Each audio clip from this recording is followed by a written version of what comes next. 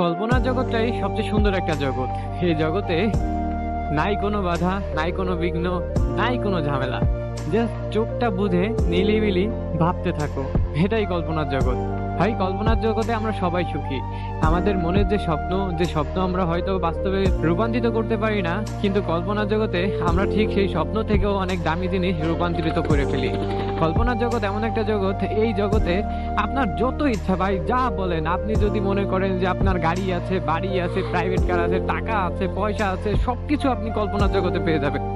এই জগতে নাই কোনো বাধা, নাই কোনো বিঘ্ন।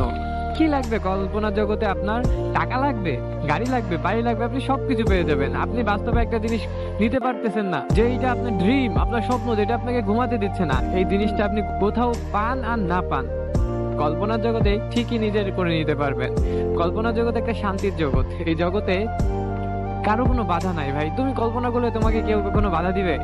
কোনো বাধা নাই। তুমি তোমার গার্লফ্রেন্ড বলো, তুমি তোমার ফ্যামিলি বলো, কেউ তোমাকে বাধা দিবে না। গার্লফ্রেন্ডের কথাটা এই কারণেই বললাম, কারণ আমরা তো গার্লফ্রেন্ড বাদে অন্য কিছু নিয়ে ভাবতে গেলে ওর সাথে ঝগড়া লেগে যায়। হ্যাঁ, তো তুমি না পাওয়া সব জিনিস ভাই তুমি কল্পনার জগতে পাবা। সে তুমি তোমার গার্লফ্রেন্ডও ধরতে পারো। মনে করো তুমি একটা মানুষকে ভালোবাসো, হ্যাঁ, সে মানুষটাকে তুমি বাস্তবে পাওনি, কিন্তু তুমি যখন কল্পনার জগতে যাবা, ওই মানুষটা আমার, ওর সাথে আমি সংসার করতেছি, ভাই কোনো শেষ নাই। হ্যাঁ, কল্পনার জগৎ এমন একটা জগৎ, এই জগতে সবাই সুখী। কল্পনার জগতে তুমি সবকিছু পাবা, শুধু স্বাদ নিতে পারবা না। এটাই, তুমি অনুভব করতে পারবা, তুমি ফিল নিতে পারবা, কিন্তু স্বাদটা পাবা না, এতটুকুই। কল্পনার জগৎ আর স্বপ্নটা প্রায় একই।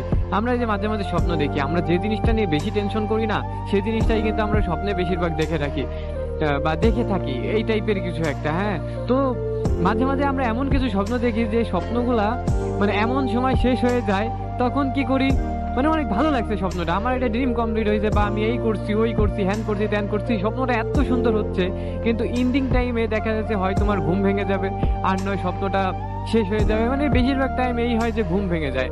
আর ঘুম ভেঙে গেলে তখন আমরা কি করি, আরো 1-1.5 ঘন্টা ওই স্বপ্নটাকে নিয়ে ভাবি যে কি ভাবলাম, মানে ওই লাইনের সাথে আরো কিছু লাইন অ্যাডজাস্ট করার চেষ্টা করি। হ্যাঁ, অ্যাডজাস্ট করে স্বপ্নটা যে হোক, ভালো হোক মন্দ হোক, আমরা এটা শেষ করে দেই। তো স্বপ্ন জগতে ভাই কোনো বাধা নাই, কোনো বিঘ্ন নাই। স্বপ্ন এমন একটা জগৎ যেখানে তুমি সবকিছু পেয়ে যাবা। তোমার শখের নারী, তোমার শখের গাড়ি, তোমার শখের বাড়ি, এভরিথিং এটসেট্রা সবকিছু তুমি তোমার স্বপ্ন জগতে পেয়ে যাবা।